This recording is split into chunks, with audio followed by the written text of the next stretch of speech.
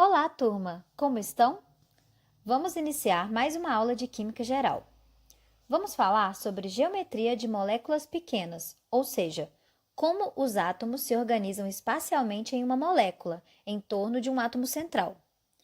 Também aprenderemos a aplicar algumas regras simples que estabelecem essa organização em diferentes exemplos de moléculas. A geometria de uma molécula é um parâmetro físico e químico muito importante, pois ela influencia diversas propriedades de uma substância como a polaridade do meio que ela forma, a sua temperatura de fusão e ebulição, a densidade e a reatividade química. Vocês devem estar se perguntando: como podemos prever a geometria de uma molécula? Para isso, vamos utilizar um modelo teórico muito simples, chamado de repulsão de pares de elétrons do nível de valência, também conhecido pela sigla RPE-NV.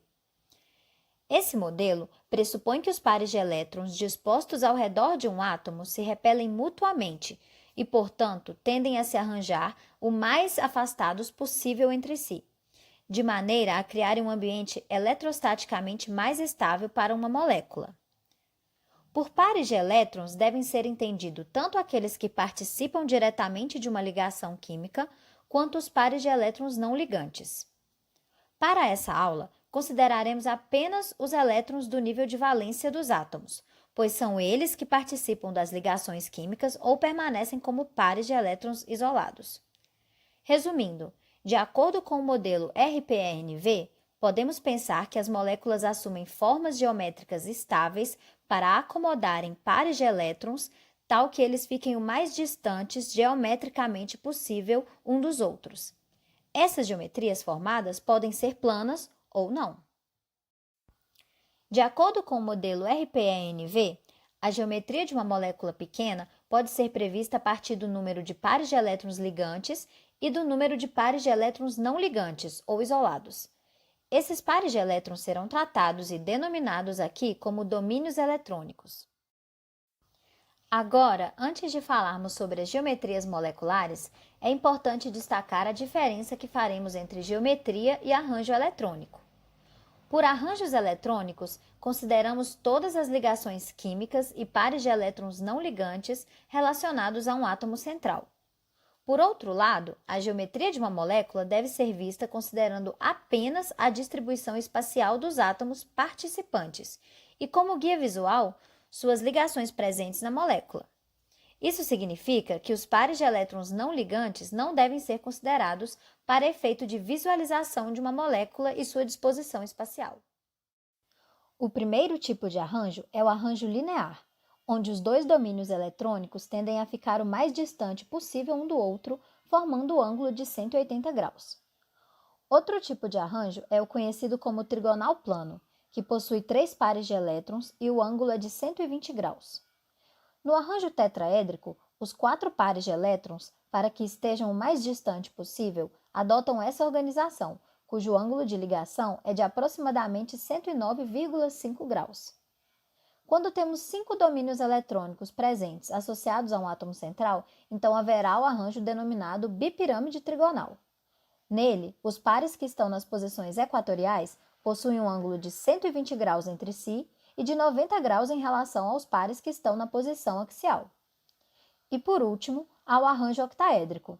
Neste, os pares de elétrons estão dispostos nos 6 vértices de um octaedro regular e os ângulos serão de 90 graus. Bom, agora que já sabemos quais são os 5 principais tipos de arranjos eletrônicos especiais, como podemos prever a geometria para uma dada molécula a partir deles?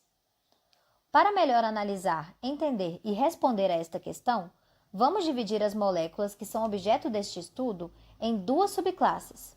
Subclasse 1, contendo moléculas que não possuem pares de elétrons isolados em torno do seu átomo central, e subclasse 2, aquelas que têm disposto um ou mais pares de elétrons isolados sobre o seu átomo central.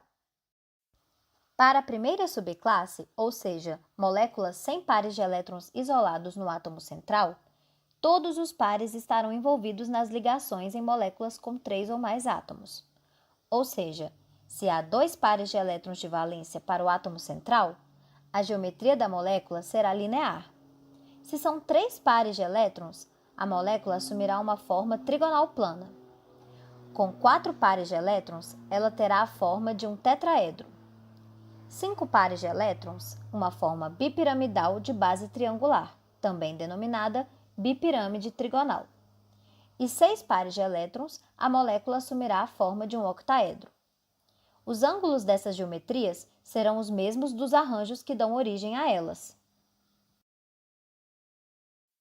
Já para as moléculas da subclasse 2, ou seja, moléculas que possuem pares de elétrons isolados no átomo central, vamos partir dos arranjos para então formar as geometrias.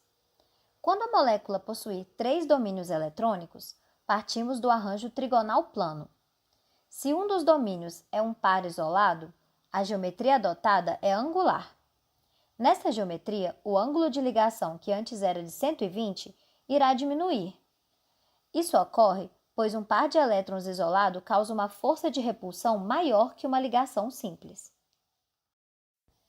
Quando tivermos 4 pares de elétrons, partimos do arranjo tetraédrico.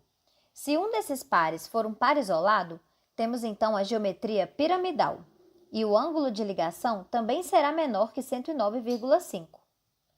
Já quando 2 domínios são pares de elétrons isolados, a geometria será angular. Talvez você esteja se perguntando nesse momento, qual a diferença entre essa geometria angular e a geometria angular prevista para o caso do átomo central ter apenas 3 domínios eletrônicos? Será que elas são iguais? A principal diferença entre elas é o ângulo de ligação.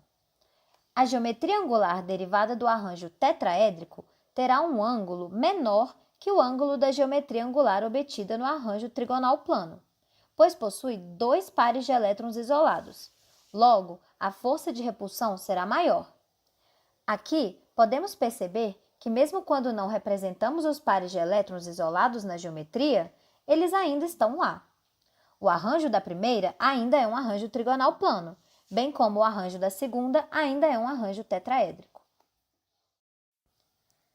No caso de moléculas com 5 pares de elétrons no átomo central, partiremos do arranjo bipirâmide trigonal. Quando apenas um dos pares for isolado, a geometria obtida será tetraédrica distorcida, também conhecida como gangorra. O ângulo de ligação na posição equatorial será menor que 120 graus, enquanto o ângulo entre os átomos nas posições axiais será ligeiramente maior que 180 graus. Quando 2 dos domínios eletrônicos forem pares isolados, a geometria será chamada de geometria na forma de T, cujos ângulos entre átomos na equatorial serão menores que 90 graus e o ângulo entre os 2 átomos em axial ligeiramente maior que 180 graus. Finalmente, se 3 dos domínios forem pares isolados, a geometria resultante será linear. Por fim, quando tivermos moléculas com 6 domínios eletrônicos ao redor do átomo central, partiremos do arranjo octaédrico. Se um deles for um par de elétrons isolado, temos uma geometria piramidal quadrada. Nesse caso, isso ocorrerá independente das posições axial e equatorial, pois todos os ângulos do octaedro serão iguais a 90 graus. Se 2 pares de elétrons isolados estiverem presentes, a geometria resultante terá a forma de um quadrado e será denominada quadrática plana. Isso porque os pares isolados tenderão a assumir posições opostas entre si, para minimizar a repulsão eletrostática. Vale destacar que as regras e procedimentos descritas são válidas indiferente se há ligações simples, duplas ou triplas entre o átomo central e um ou mais de seus ligandes. Não importa o tipo dessas ligações químicas, as regras para a previsão das geometrias das moléculas aqui tratadas são as mesmas. Contudo, atenção! Em casos onde temos ligações duplas ou triplas, apesar de considerarmos elas como um único domínio eletrônico, elas não são exatamente iguais às ligações simples. Essas ligações irão exercer uma força eletrostática de repulsão maior que as ligações simples.